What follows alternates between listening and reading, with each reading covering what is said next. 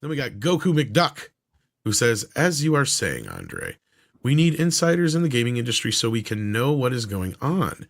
Since it is in rambles, I think he means shambles probably, ever since like 4 or 5 years ago. Well, yeah, you're right. Yeah, we you're do not need wrong. insiders. I don't have any insiders in the gaming industry. If someone would want to reach out and spill some beans, let us know. We actually have one. It's Mr. Tickle Trunk, but well, we're in the midst of trying to get to that point, but like getting a gaming channel off the ground is a lot harder than you'd think.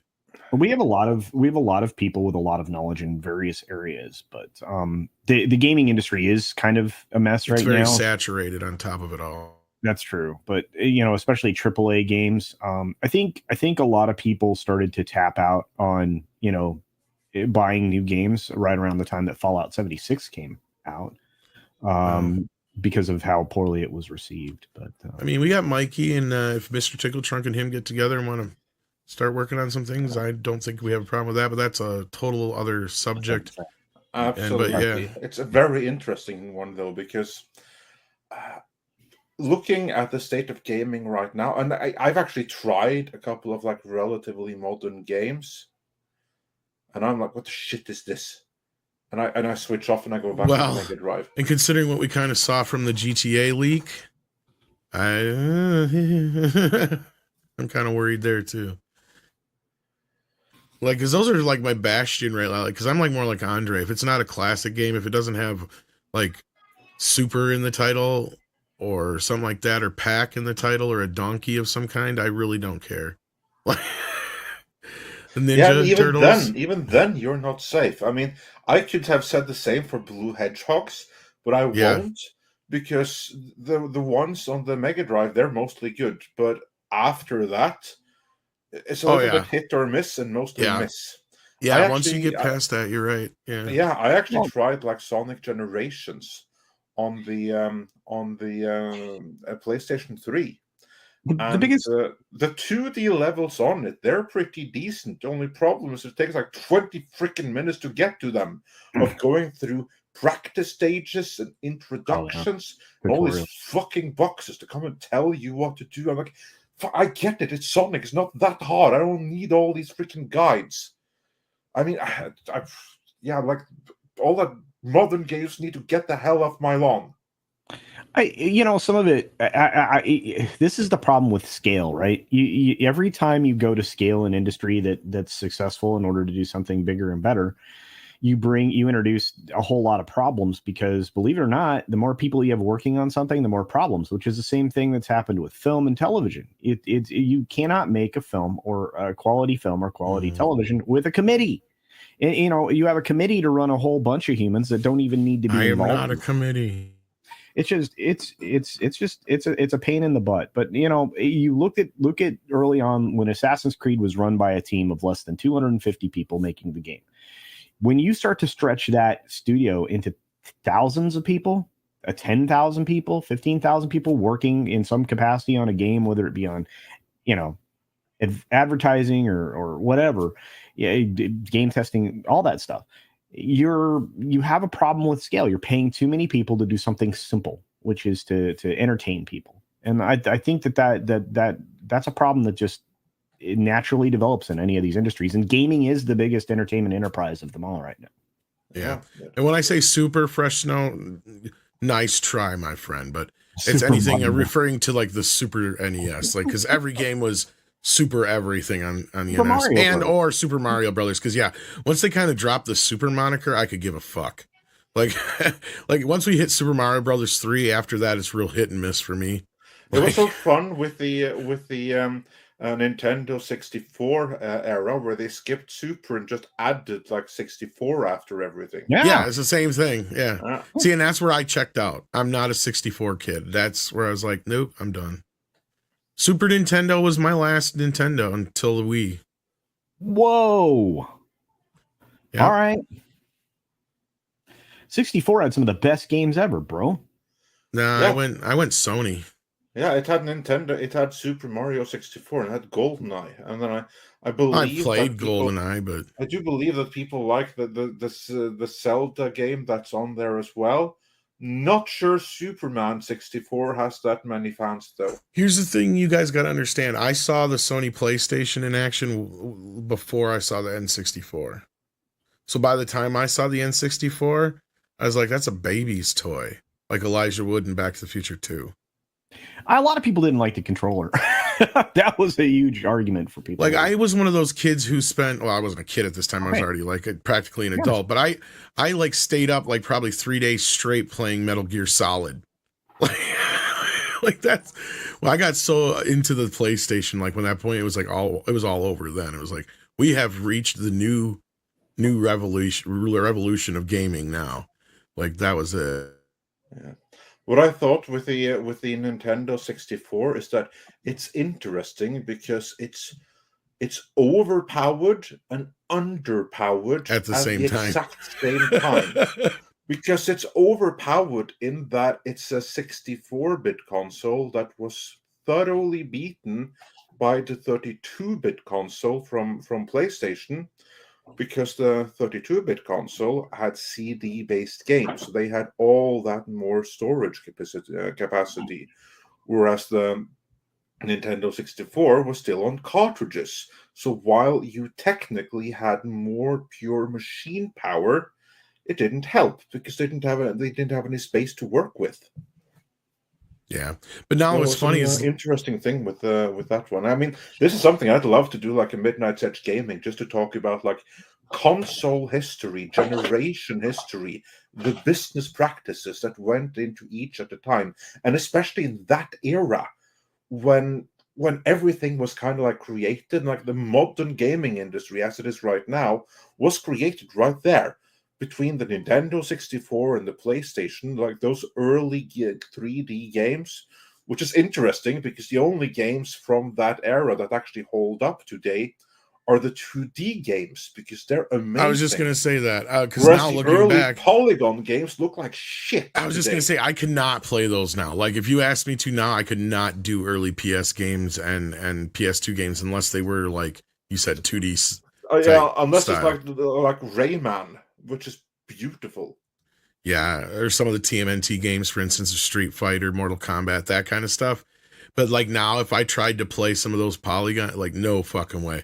I don't even think I'd be able to play Metal Gear Solid. Yeah, there we have the N64 controller. I have to say, I remember when that controller came out. My brother got a Nintendo 64, and I had like the Mega Drive. I was like getting tired of it. He got the Nintendo 64.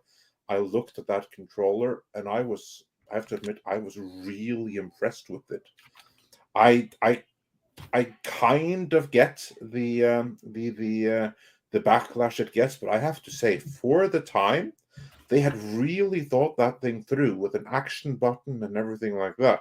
The way they intended to use it was oh no, it was very popular. Really ahead of its time when that thing came out. I will say that. Because I was it was very popular. I was just one of those kids that like I went with the Genesis first. So by the time I came around to Super Nintendo, I felt a little burnt by that. And then we jumped right from the Super Nintendo into the PlayStation because my brother got one for Christmas in 97 when it came out. Yeah. But I mean, the controller had this. You could install or 96, 96. Yeah. I mean, the controllers were just incredible, and a lot of people hated them. I loved them. Thought they were. Yeah, I wasn't a fan of the controller style. See, to me, the PlayStation found the perfect controller type, and I'm glad Sony has stuck with that same design pretty much. The one they ripped from the Super Nintendo? No, not exactly. Well, it is. Okay, look at the original PlayStation controller, because right now you're thinking about the DualShock with like those like the things sticking out of them, right? Yeah, those things. They were a later the handles invention. Or whatever. Yeah, exactly. Those were a later invention. The original controllers for the PlayStation, the ones that came out before the DualShock came out, like mid-generation, that was like 3-4 years after launch. But the original ones, they didn't have those things sticking out of them. What they had was basically the NES controller or the SNES controller with handles. Yeah. So it's literally the SNES controller, and the reason for that. Well, those handles made all the difference. That's my point. Yeah, I know. And luckily they stuck with it. And that, of course, is because when they entered the gaming market, Sony was actually working with Nintendo for a CD add-on to the Super Nintendo. So obviously they would go with the designs and everything that they developed for that, which is why that's what the PlayStation had. The PlayStation, originally it was two words, PlayStation, and it was supposed to be a CD add-on to the Super Nintendo. And then, of course, here's the funny thing. You know how that happened? Why that didn't happen? Apparently, the Salt Sands Company aren't the only ones who can't read their own agreements. Oh boy. Because what happened was, this is why we need a Midnight Edge Gaming. What happened was that Nintendo and Sony, they had this deal together to where Sony would make hardware for Nintendo, and then they would do some level of profit sharing on everything. But when you got right down to it, as it turned out, and this is something that Nintendo only discovered later, when they went to read the fine print, then they saw, hang on, we're not really getting anything.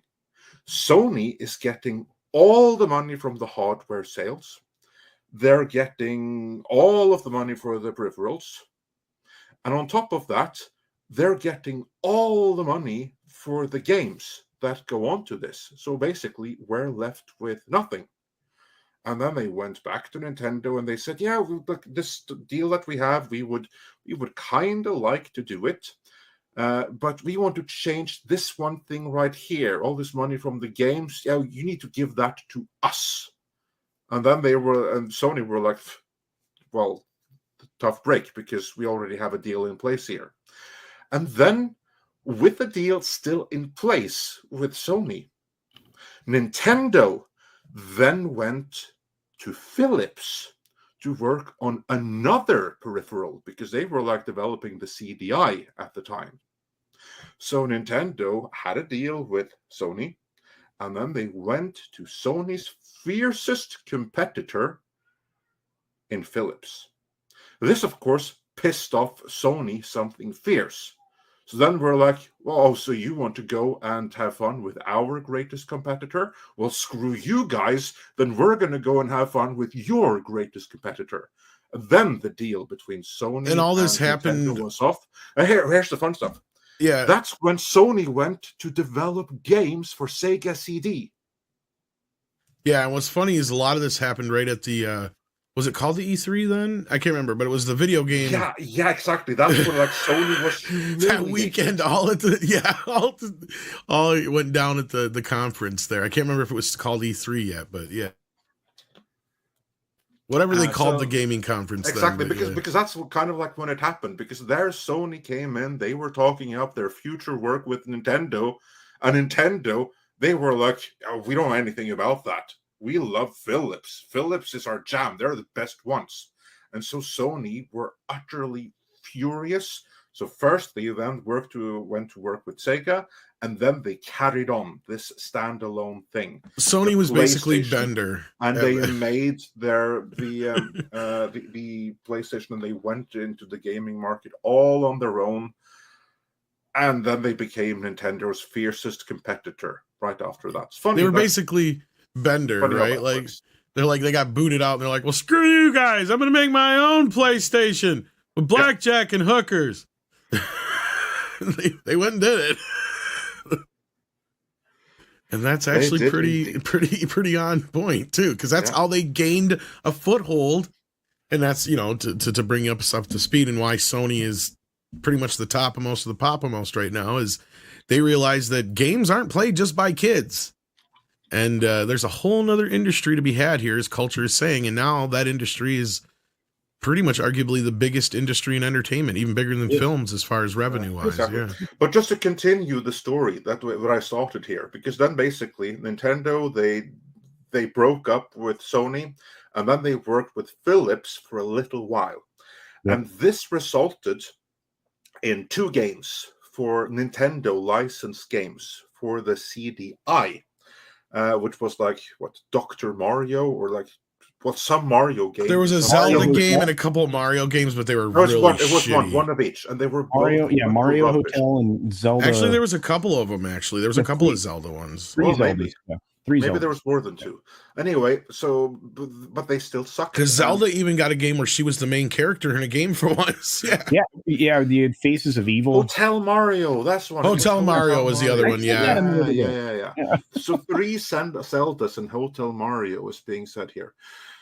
So anyway, that didn't work out either. And by the end of that, Nintendo, they were royally pissed off because they had then spent, I believe, 4 years working with third parties to get a CD-based console or add-on to market, and nothing had come of it, just like burnt bridges and sour faces and new competitors all around. And that's when they decided, fuck CDs, we're going to stick with cartridges for our next console. And that is why the Nintendo 64 was the only console of that generation to remain on cartridges instead of CD.